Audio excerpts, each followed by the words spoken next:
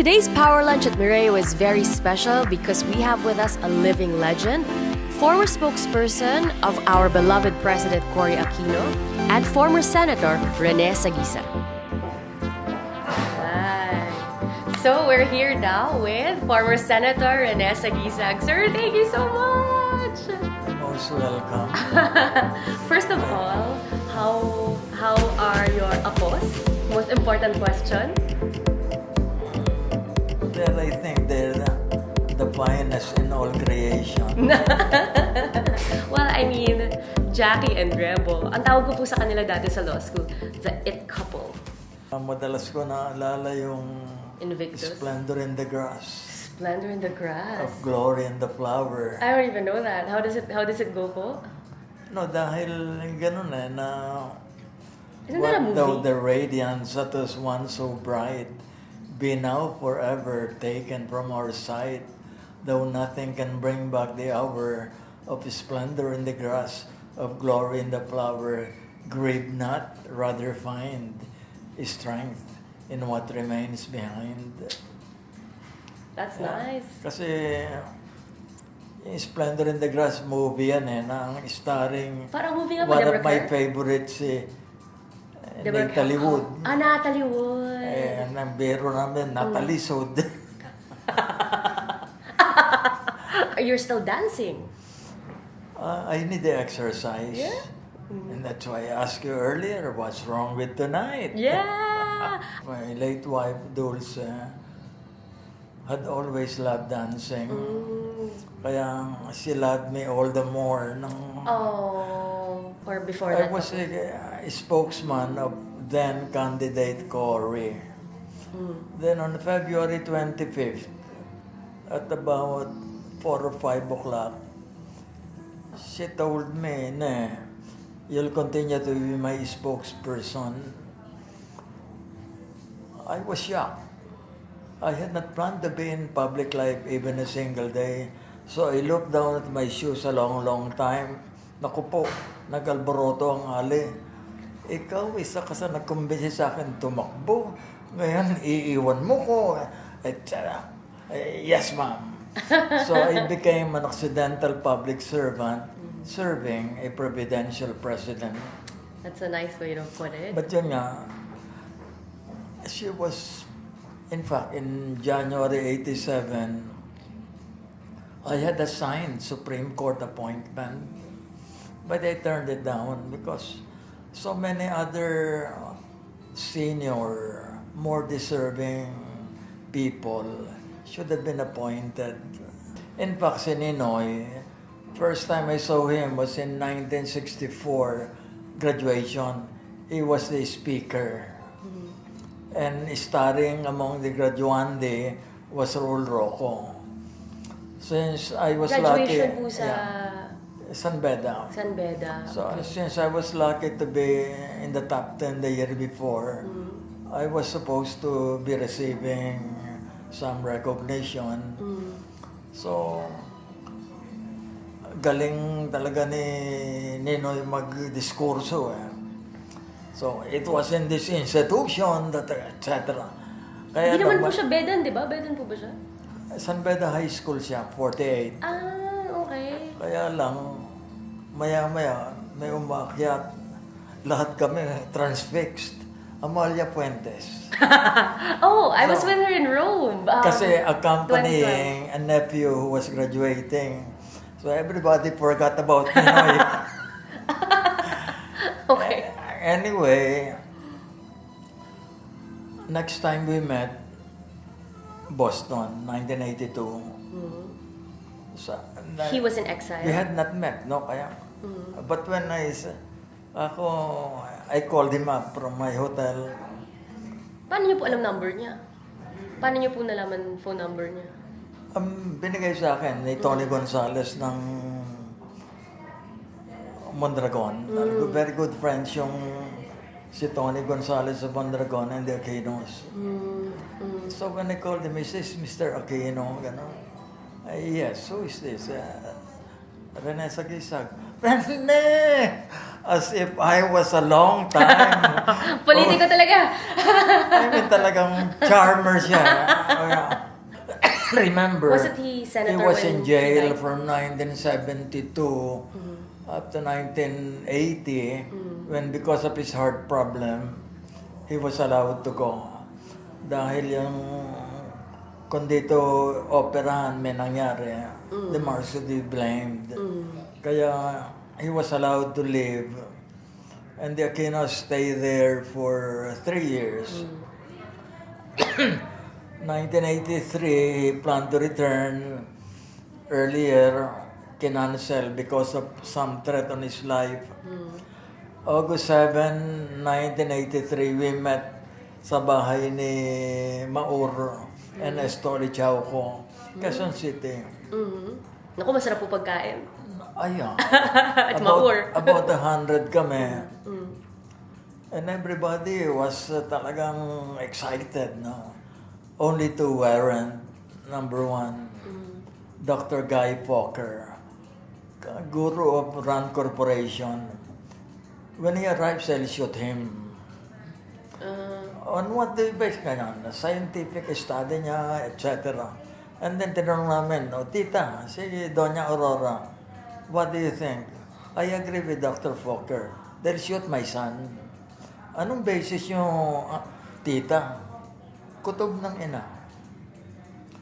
And lahat kami magagaling, Tanyada and company. Mali.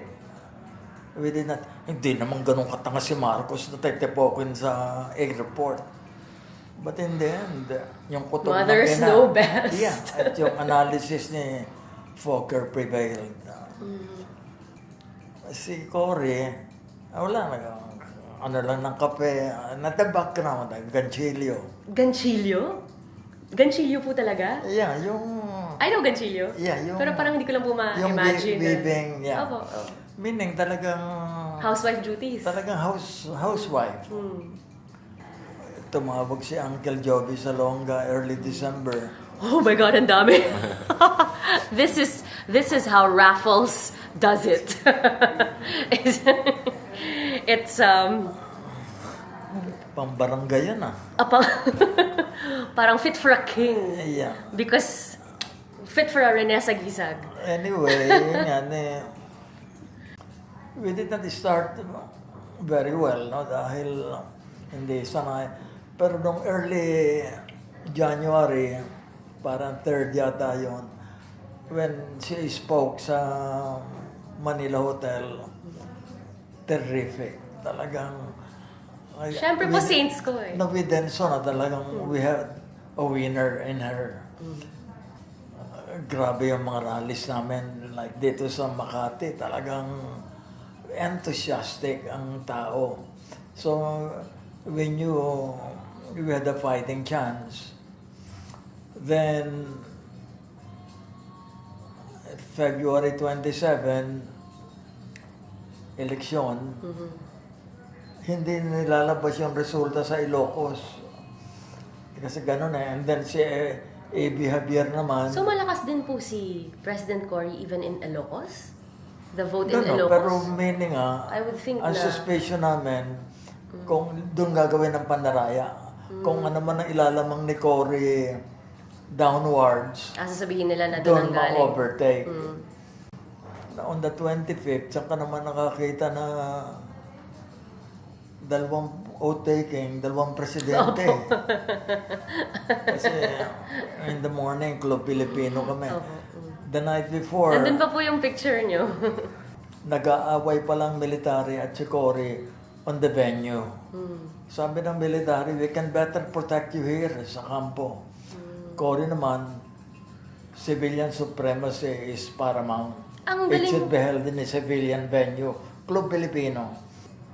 Dalawang ang presidente. Tinawagan ako ni Steve Shinakis from San Francisco. Game over. The Americans will fly out McCoy. Dahil si McCoy, kasi nga, yung isang contact namin sa kabila, wala na kami laban ito. Kalaban na namin ang tao, kalaban namin ang simbahan, pati kano, kalaban na namin. Military, kalaban na rin namin. wala na kami magagawa nito. The influence of the church in shaping the direction of the nation. Do you think the church still has that today? Well, Cardinal Sin was influential dahil on the 22nd went on Radio Veritas appealing to the people to help the breakaway group nga. Noong 23rd, early morning, nag-shopping kami na maaga ni Dulce for what we thought might be a long haul. And talk was ripe about Operation Mad Dog. What's that? Na Operation kaming Mad Dog? mga opposition figures would all be killed or be detained sa Carvalho Island. Nung una, parang number 273 ko sa Operation Mad Dog, pataas ako ng pataas. Ayun nga sinasabi, power abhors a vacuum. You take a position na. Pero nakasalubong ko na si Rod Reyes, Malacanang yan eh. Opo. Sabi niya, you have won. Yung mga foreign journalists na sinabi, you have won. Dahil yung mga tangkay bumalik na. Kasi, paano mo naman nabobomba yung mga Madrid, mga ordinaryong. Kasi at that time, entire families were ready to give their all. That Like was, literally die for the ay, country. talagang bright, shining moment. Some millennials who only know about martial law from books or from social media, saying na, mas maganda pa nga noong time na yun eh, mas may order, mas may ganyan, di ba po? But I think para magkaroon ng appreciation of why we shouldn't have it again. We have maybe not done a very good job in depicting the evils of martial law, no? Talagang gross human rights violations. The euphoria of EDSA, I think, lasted for 2 years, 86 to 87. Talagang we were idolized, we were the darlings of the world. Pag nakita nalaman pilit. That's why when arranged... Pero how scary po was martial law?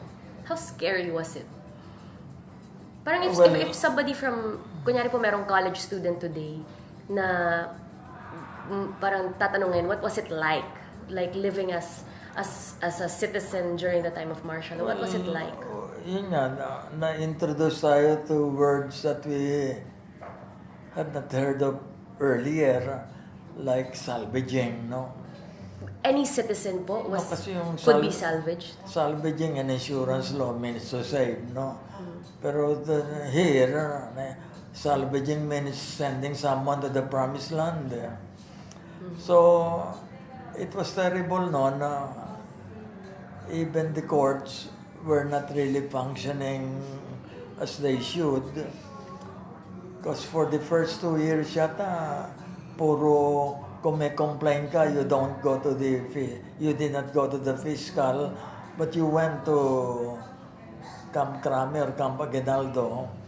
That was how overpowering military influence was. So there were many who were victimized, many who disappeared.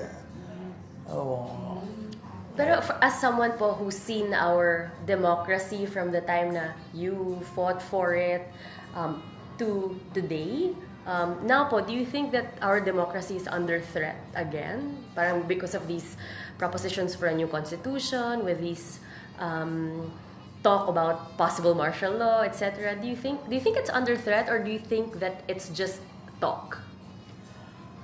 Well, today, it's a strong word to use, pero if the cycle is savagery, civilization, and decay, we're decaying. And unless we arrest it, it would not be the kind of world I would leave to my children and grandchildren. Because I really would like and pray for Digong to succeed. Because his success is yours and mine. I agree. His failures is yours and mine as well. Our president. Yun Casing, killing, and kissing president. And Killing and kissing. Nung panahon ko, di authorized akong magsabi ng ganito. Sabihin ko yun. Mga tanong kung kaya ko, di sasagutin. Kundi may sabihin ko, tigilan nyo na nga yun. I'm not allowed to think here. Dahil talagang tagapagsalita ka lang, reflecting or echoing what my boss would ask me to say, no? That's a good point, sir. Dapat ang spokesman, you're just kind of like the megaphone, but you're not supposed to give your personal opinion, di ba po? On issues. Ang tagapagsalita, not entitled to his personal opinion. In other words, talagang you're just an echo. You're not a voice on your own. Di ba po? Kaya it's a very difficult job. Before we end po, I want to ask lang, so si Justice Puno po has submitted his proposed Bayanihan Constitution to Congress, to the President and to Congress. What do you think po of that na meron? Well, unang-una, hindi ko alam kung nasa saligang batas ang nagbibigay sa Pangulo ng role or papel in amending the Constitution dahil it will only be self-serving. May isang bumanat na hindi nyo naman naintindihan ng federalismo, bakit nyo kami kinikriticize. But it's a burden to explain to you and me what we are uninformed about. Ang nabasa ko, si Pangulo daw favor si French model. Ano yun? Ilan ang Supreme Court doon? Ano yung Cour de Cassation? Kaya, I mean, dapat maipaliwanag yan. Dahil lang, lumalabas ngayon Ginoong Pangulo, mga alipores, hindi po problema ang federalismo. Ang problema po, kayo mismo. Meaning, they're not doing a good job in selling it. As of now, talagang, I cannot accept something na I cannot understand. No? And they are not doing a good job in making you and me understand what they are selling to the people. Is there a legal scenario po possible wherein they just pass this Puno proposed constitution, the Bayanihan Constitution? Hindi, dahil dadaan yan sa whatever, no? Constitutional Convention or Constituent Assembly. People's Initiative is out. It's impractical, no? Dahil pwede yung People's Initiative kung halimbawa lang abolishing the JBC, extending the terms, or removing term limits.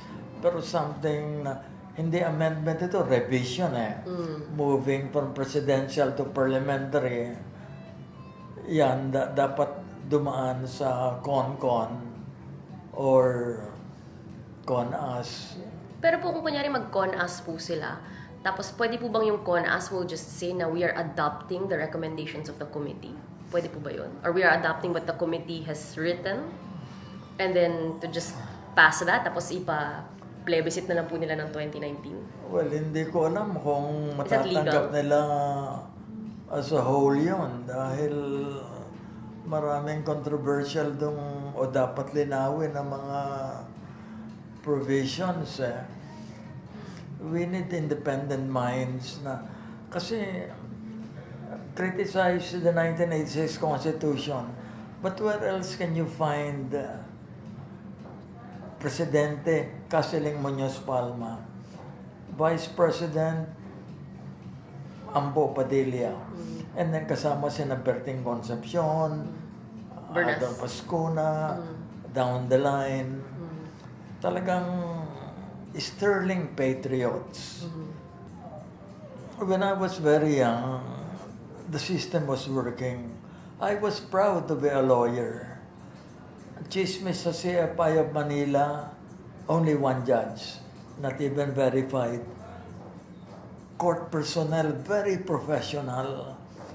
Court of Appeal, Supreme Court, talagang bao. Talagang Mount Olympus.